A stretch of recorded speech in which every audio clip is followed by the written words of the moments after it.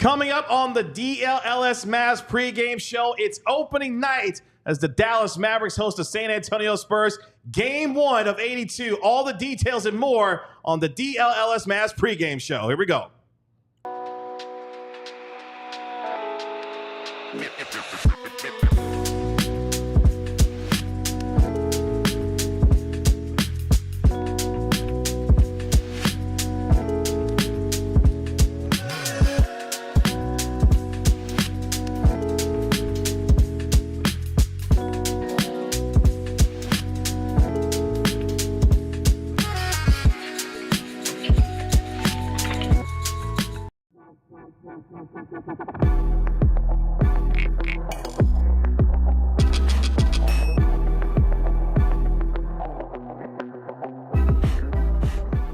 Hey, what's up, DLLS Mavs Nation? It's your man, Kevin Gray, alongside Mavericks beat writer Tim Cato, Mavericks analyst Bobby Carella. We are DLLS Mavs, your favorite guys covering your favorite team every single day at Kevin Gray Sports, at Tim_Cato, at Bobby Carella. You can always dial up the Stein line at the Stein line for our National and Mavericks NBA insider, Mark Stein. It is game night in the association for your Dallas Mavericks. Game 1 of 82, your Dallas Mavericks hosting the San Antonio Spurs. The reigning Western Conference champions begin defense of the Western Conference tonight in a star-studded matchup that includes Luka Doncic, Victor Wembanyama, Chris Paul, and Klay Thompson making his Mavericks debut. We'll get into all the details and more here over the next 30 minutes here on DLLS Mavs. Gentlemen, we've made it to opening night for the Dallas Mavericks. Basketball is here for the Mavericks. I enjoyed watching some final preseason games the last two nights.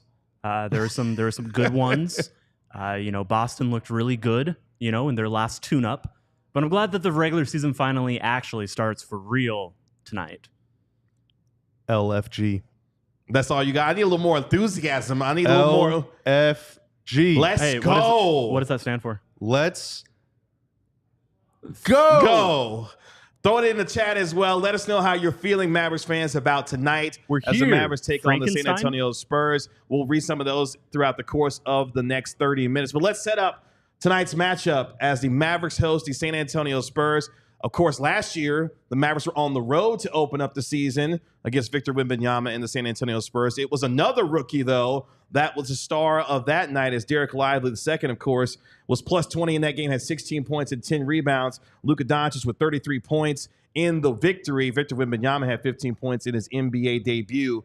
But tonight, Luka Doncic begins his quest for his first NBA MVP while trying to help the Mavericks get back to the NBA Finals. Luka Doncic declaring earlier this week that he is 100% and ready to go tonight. No, he said he was perfect. He was perfect. Yeah, that's right. More than ready. He was perfect as he had been dealing with the left calf contusion. Guys, he is ready to get after it tonight for the Dallas Mavericks. I'm sure Mavericks fans are excited to know that he'll be on the floor ready for this team after not playing in the preseason. What if perfect is going to be his new adjective this year? In the same way that amazing. Not amazing, but perfect. Yeah. I think I could get into that. Yeah, I mean, I'm expecting maybe a little bit of rust. I guess like the good thing for the Mavs is that there's been a week off between their last preseason game and tonight. And so they've had some very long practices over the last 5-6 days. They mixed in a couple days off in there, but I mean, these have been like 2-3 hour long practices where apparently they've been going pretty hard. So, hopefully Luka's going to have his legs underneath him. I mean, we saw in Kyrie and Klay's preseason debut, it was kind of weird for 5 or 6 minutes. And then after that, they were fine. But sometimes 5 or 6 bad minutes is all you need to lose a game. So hopefully he's able to shake off the rust pretty early, or if there's any at all, and just get out there and play some dang basketball. Of course, last season opener against the Spurs, I think, made their first 35 shots in a row or something. They could not miss. The Mavs are down big and ended up coming back and eking one out in the clutch. Kyrie and Luka just went off in the fourth quarter, and that was really a harbinger of things to come for the team. But hopefully tonight, I wouldn't mind a little cozier fourth quarter. Mavs are an 8.5-point favorite going into tonight's game. I can talk about that now. You can talk about that now. How do you feel about that? I don't like talking about that. Mavericks last year went 4-0 against the San Antonio Spurs, looking to get off to a good start against their rival tonight. Also, Klay Thompson, after 13 seasons with the Golden State Warriors, 4 NBA championships, begins the second act of his career as he begins that tonight with the Dallas Mavericks. So he will be making his debut. Had a chance to talk with Mavericks assistant coach Sean Sweeney before the game, and he said, look, he's excited to see Klay get out on the floor tonight, get the jitters out, and be able to get a chance to play in front of this home crowd. Klay Thompson up and down preseason, but we saw some of the things that he's capable of within this offense. Now he'll have a chance for the first time to play alongside Luka and Kyrie in real action. Looking forward to seeing what Klay Thompson brings tonight. Absolutely. I mean, that's the big question. That's it's the curiosity of the season. And curiosity isn't quite the right word. I mean, everybody has an expectation for what Klay Thompson's going to go out and do. There aren't expectations of whether he's going to go hit three-pointers. There's a certainty that he is going to hit a bunch of three-pointers. There's a certainty that he is going to make this offense hum and flow and look easier. I remember earlier this week, I was at Mavs practice on Tuesday, and asked Luka if he's already feeling the impacts of having Klay as a screener, the two-man action, or bring him up in a stack pick and roll. And look, Luka doesn't really answer those questions with you can throw technical terms at him. He knows them. He's not going to reply with them. All he said was of course it's easier. It's Klay Thompson. And you know what? That's a better answer than any, level of jargon he could have thrown out there and said and been it's increasing our ability on the weak side to run, X or Y. So it's everybody on the team's excited, and so should fans. Fans should be excited. I mean, it's Klay Thompson in a Dallas Mavericks uniform. What more can you ask for?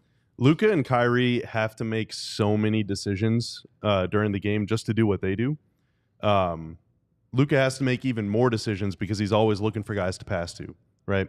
And it almost doesn't matter if Klay has a C+ season by his standards or an A+ season by his standards. The huge benefit, or one, maybe the biggest benefit, the single biggest, most important aspect of having him on the team is that Luka never has to think, if I pass this guy the ball, I don't know what's going to happen. He's going to think, if I pass him the ball, is it going to make or miss? Mm-hmm. But he's never going to be if I give him the ball, am I making a terrible, terrible mistake? There's some players he's played with where you've seen him kind of think that through. Yeah, I mean, dude, I'll say it. He was kind of tired of passing the ball to Tim by the end of last season. Yeah. What did I do, man? And you wasn't making enough shots. That's what you was doing. You wasn't making enough shots. Last season, I wasn't missing them either. Part of Luka's DNA is open guy, I will pass to open guy. That was not always the case. And Tim wasn't the only guy on the team last year. There were others, and there were certainly more the year before whenever they really struggled. That can't be a thing.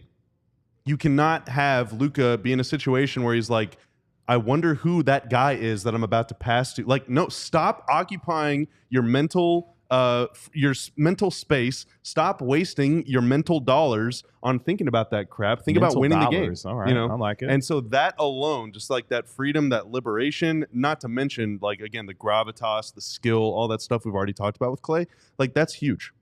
Of course, this team with Luka Doncic and Klay Thompson, 2 of the 5 guys that made the most three-pointers in the league last year, now share the same uniform. A lot of fun should be had for Klay Thompson. We heard from Mark Stein earlier this week on DLLS Mavs that Klay Thompson feasting off the passes that Luka Doncic has been feeding him in practice. If that is any indication of what we'll see on the floor going forward for the rest of the year, this offense should be a lot of fun based on what we think this offense is capable of this entire season. Speaking of stars, it is a superstar matchup tonight. Luka Doncic, perennial MVP candidate, taking on second-year sensation Victor Wembanyama, who's the leading candidate for Defensive Player of the Year. Last year, Wembanyama led the NBA in blocks per game at nearly 4 blocks per contest at 3.6.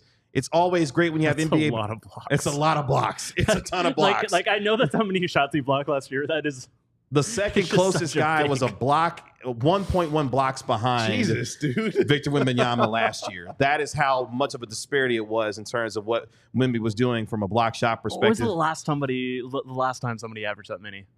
I can't remember. Because back in the day, you would have your Wilts. Hakeem would put up some pretty nasty blocks. Yeah. Your Hakeems, even into the 90s. Sean Bradley would probably put up a bunch of blocks. But as the game has gone more and more to the perimeter, there has been less shots that are possible to be blocked. So the shot, the raw numbers have fallen, even though shot blockers are still often just as good. That's the thing, dude. He'll block your three. He'll block your pull-up. I read a story about that. Doesn't matter. I read a story. Like, he is the first guy that I've seen in probably maybe ever. The first defender I've seen where no matter where he is on the floor, you are always worried about, like, oh my God. Yeah. Oh my, he's 50 feet away from me. That's not far enough. Yeah, I need to get further away. No, and I'm doing bits about a story I enjoyed to read, but legitimately, this was something I was interested in, and I went around and I talked to shooters who had got their 3-pointers blocked, and there was people being like, yeah, I know when I can get a shot off. I know what an open shot is, and he still blocked that. And, you know, there's shooters talking about like their mindset of going into it, about how they had to, you know, how they were always hyper aware, especially teams. You know, I talked to Grayson Allen, and the Suns played San Antonio twice early on. And so leading into later in the year matchups, after having this happen to him and also, you know, just watching him for a bunch of the year, this was something that was going through his head about, do I need to put the arc a little bit higher? Do I need to make sure that the space is a little bit more than my usual boundaries are used to? This is a real thing that real NBA shooters, some of the best NBA shooters, are thinking about. Yeah, and there's like a 12-year-old in Spain doing the same thing right now. So like, exactly. There's going to be more and more of these guys, but Wemby he's one of a kind. More and more Grayson Allens? No. Yeah, no. I mean, we don't need any more of those. Honestly, we don't need any more of those. Yeah. They're just honestly, we don't need any more of those. A lot of tripping hazards in we Madrid don't right need now. any more Grayson Allen types in the league. Well, good I thing love the Mavericks. Grayson Allen. I would say good thing the Mavericks have Kinda. a fantastic finisher in Kyrie Irving, though. He knows how to finish over Victor Wembanyama. You remember that one finish he had? Yeah, that's the one I'm talking about. Yeah, that's the one I'm talking about. Kyrie Irving, a sensational finisher at the rim. But it's when you got great NBA basketball, it's great to have superstars. And we've got two of them tonight. Luka Doncic winning his first scoring title last year, a 34-9-9 year top 3 MVP season voting last year, I should say. And now I get a chance to see these two on the floor together. Nothing like superstar matches. We got a really good one tonight between the Mavericks and the Spurs. More here on this matchup tonight as the Mavericks open up the season against San Antonio. Who is in, who is out, who's starting for the Dallas Mavericks, and what we look to see in terms of X factors. Bobby's going to give us a little bit of a scouting report as well, and look what he's looking forward to seeing tonight as well. But also, we want you to become a diehard member here at DLLS Sports. That's right, Kevin. There's so many people that are their names look familiar in the chat, but hey, there's a lot of new people too. Basketball season is starting, people are fired up, and so I just want to tell you a little bit about what we do here at DLLS. So obviously, we're streaming on YouTube 5 times per week, live pregame, postgame shows for all 82 shows during the day. We got a bunch of stuff going on, but we also have a website, alldlls.com, where people like Tim and people who work for the other teams that they don't work for the other teams. They work on the beats covering the other teams that are in town. We're writing features, columns, analysis, doing film breakdowns on camera. We're doing a bunch of stuff that is behind a paywall. And so if you want to bust down that paywall and become the smartest, most attractive sports fan you've ever met in your life, you should head to alldlls.com/diehard. We're starting a limited time new introductory offer for first-time signups across the network, across the nation, across the world. For $4 a month, you can do that. You get a free shirt when you sign up. And you also join the Discord, too. And I plan on dropping some notes in the Discord during games. We also incorporate a lot of Discord Q&A stuff Bobby, on our show. You know how you often read names of new subscribers? I do. How about you just read the top message here? Read it out loud. Quote, your paywalled article today is going to make me become a diehard. Ha ha. That's from Aaron. That's from Aaron. That's from my buddy Aaron. I've known Aaron. Great dude. Yeah, great dude. Great dude who's always on our Twitter. So Aaron Rosenstock, you better follow through on this. Yeah. We just said it on the air. Yeah. But we literally shout read out your Aaron message for on becoming air. a new diehard. I do want to stress, all the shows that we're doing, all the streams that we're doing, like these are all going to be free. They're going to be free forever. All the pregame, all the postgame, we hope you stick around for all that. But if you want to read, if you want to join the community, if you want discounts on merch, discounts on events and stuff, you want to become a diehard as soon as you possibly can. And you get a physical diehard card as well when you become a diehard member. Make sure you show that off. Tag us on social media, and we'll shout you out when you become a diehard member at alldlls.com. And /diehard. We are inching painfully closer to 6 o'clock. Now, for those who don't know, 30 minutes before tip-offs, in this instance, it would be around 6 o'clock, is when teams have to report their starters. Y'all want to hear about pregame stuff? Yeah, there's a little bit of weird. I'm just going to jump in as soon as we get the @Mavs PR tweet, Tim, but take it away. Well, I'll set the scene, which is that we're waiting to see whether Daniel Gafford or Dereck Lively is the starting center for the Mavericks tonight. Okay. So, intrigue already. Unexpected development. Okay. Not wholly unexpected. I do believe I noted I feel like he's whether been it's a setting us up for pregame this. show or a Yes. postgame show recently think it was the pregame show or it was the pre or postgame show for the final preseason game. And I did note there has been no official proclamation that Dereck Lively is going to be the starter. So we asked him that question was asked to Jason Kidd on Tuesday. He declined to answer. That question, who was going to be the starting center, was asked at the pregame Jason Kidd press conference, and he declined to answer. However, I did follow up. It was a Mike Curtis question, but I followed up and I said, acknowledging that you're not going to answer, you're not going to name which starter, what's the value of having two startable centers, and what does the competition look like when, for whoever is not going to be the starter in this given instant? And so Jason Kidd said a lot of stuff that you would imagine he would say, but he said it's a luxury that they haven't always had to have two startable centers, to have 48 minutes of power, of these types of centers always. He mentioned PJ Washington and Maxi Kleber as guys who could, fill in that position, but clearly the team is looking at it as 48 minutes of these two players. Bobby's got a look on his face. Yeah, I don't know. After the Mavs got smoked in Game 5, I was like, this is the last time Dereck Lively's ever going to come off the bench. I'm kind of in that camp. Same. But what Jason Kidd is saying is that both players are going to get a chance to start. He made that very clear. He said whoever starts, the other person is going to get a chance to start at some point in the future. And he said he likes the competition that it brings, and just the fact that both players have embraced it at any given point. So that's fair. I would just start the 20-year-old who I think has shown so much. But I think if it's coming from anywhere, it's not coming from anything Dereck Lively has done, except for maybe just a tiny bit wanting to make sure that he's always churning and searching and trying to be better. I don't think he's a personality type that really needs that, but he seems very self-motivated. Yeah, but I guess that is something that contributes to it. What I really think it's about. There's some practical reasons though. Like, okay, there's some practical reasons based on the way that the rotation is. Maybe he wants Lively closing, so he brings Gafford in first. They might just go 6-6-6-6-6-6 or 5-5-5-5-5. Like, I don't know. I mean. So what I was going to say is that Dereck I Lively think is a better player. I agree. I think everything about this decision comes from making sure that Daniel Gafford, who started the entirety of a finals run, does not feel like he got demoted or put to the bench despite not being, not really doing anything wrong. Mm. Lively was the better center throughout the postseason. There's no doubts about that in my eyes. Not even in my eyes. There was no doubts. Yeah, Dereck Lively was the best of the two. Dereck Lively was the better center in the postseason, but I at least get it from a man management standpoint, and Jason Kidd has been dealt some tricky management cards in the past, and this is a situation where let's see if it's Gafford. But clearly it's not only going to be Lively. Do we know yet? No, there's been no tweet. I have seen it's a video confirmation that Luka made his half-court shot. Oh, yeah. Okay, so the Mavericks are winning tonight. Luka made his half-court shot. I don't think that's how it works. Should we track that all season? If he makes his half-court shot, if they win or not? No, that's a waste of time. Sounds like more work to do. I'm going to do that. I'm going to do that so much. There was a whole article today that McMahon wrote about Tim McMahon wrote for ESPN about J. Kidd's relationship with Luka and Kyrie. Really good piece, by the way. I enjoyed it. Very interesting. Yeah. Throughout J. Kidd's time here, there haven't been many players that are just like upset with their roles. There's been some. One plays for the Pistons.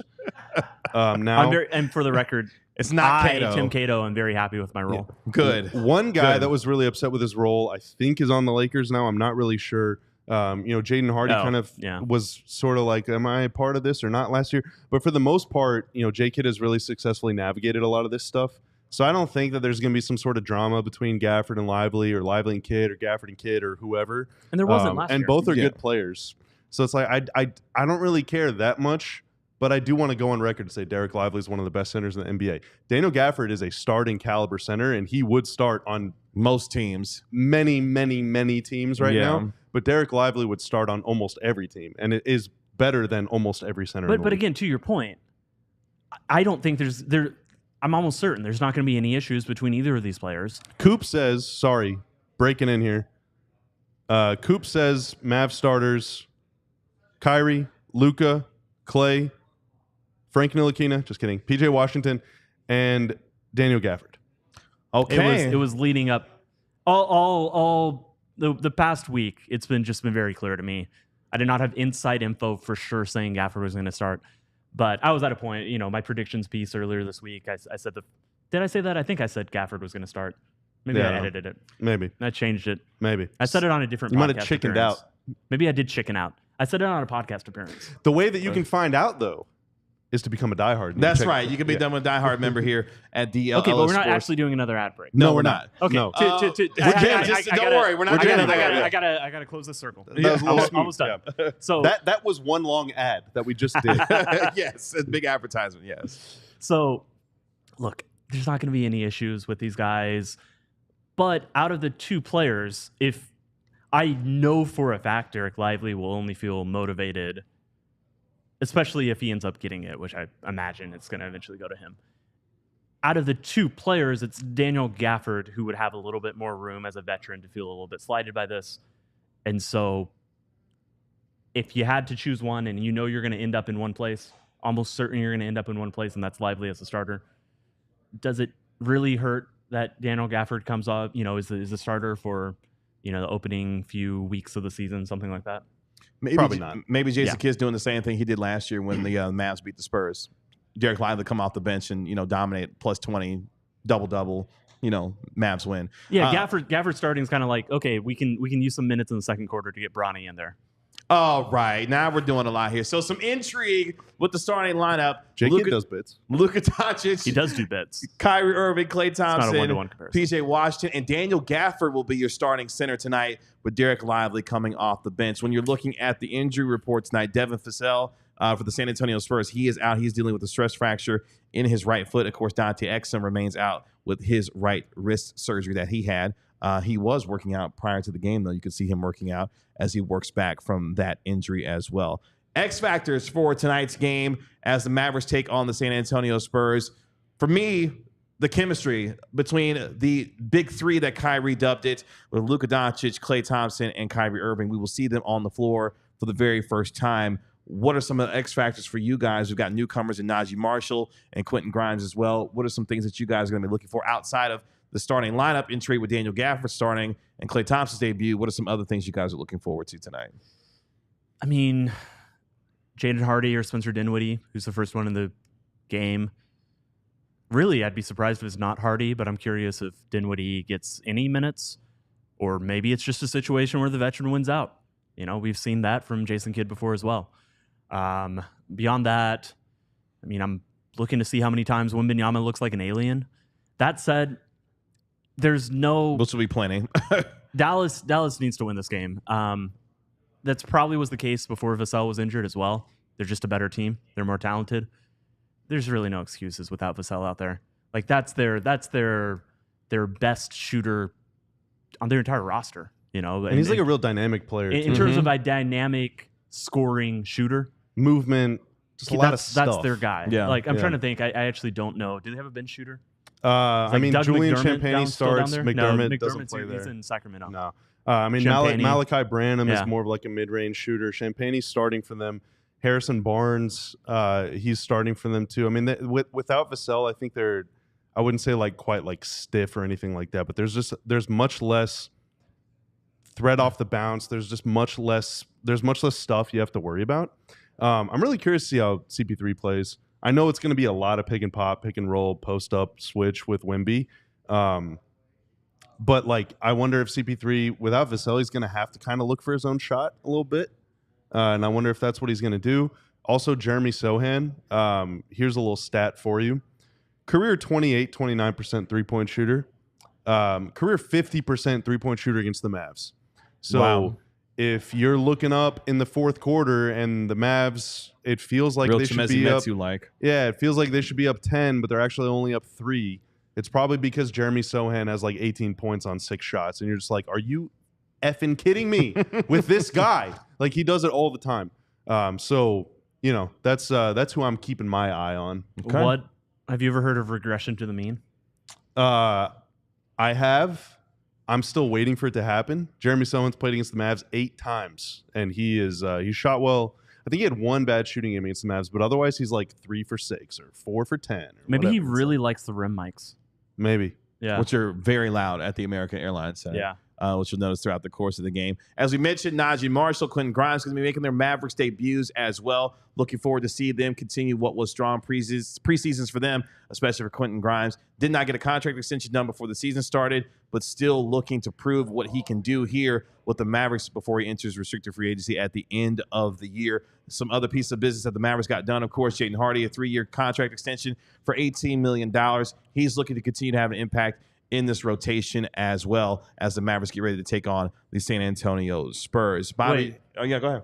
We forgot about a very important interaction we had pregame that Bobby would very much like to hear about. What happened? We spent some extended time with the parents of your favorite Dallas Mavericks. Omax Prosper. But what was really they said they were going to. Yeah. What's really important about this is we told them about the where is your viral moment? Yeah, the little on the radio. We have of you and of Omax. So you are now 1 degree of Kevin Bacon, 1 degree of Omax away. Omax is now 1 degree of Omax away from knowing about this.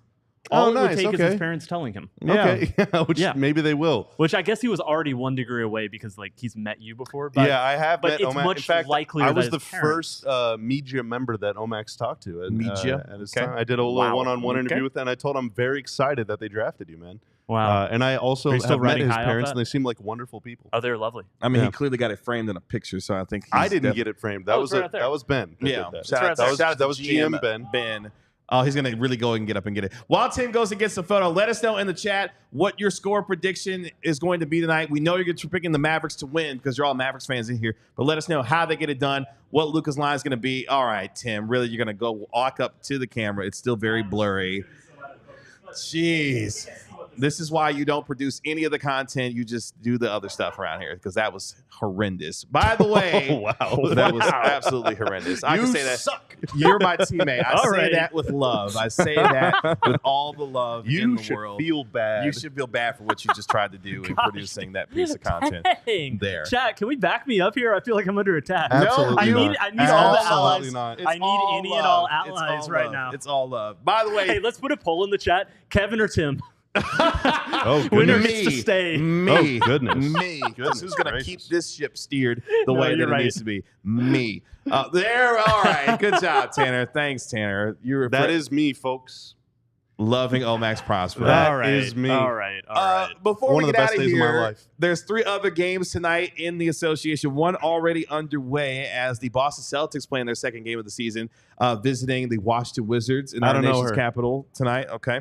Oklahoma City, the Thunder get their season started. They'll take on the Denver Nuggets tonight as well. And the Minnesota Timberwolves visit the Sacramento Kings tonight as well. So 3 other games tonight in the association. Ardell says that Luka's going to have 15 assists in tonight's game.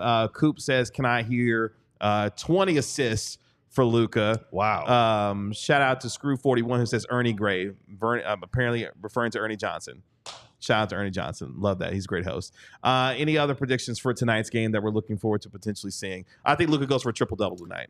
Tim, in his I'm going to spoil a diehard article, Tim predicts that Klay Thompson will score his first basket as a Maverick on a cut.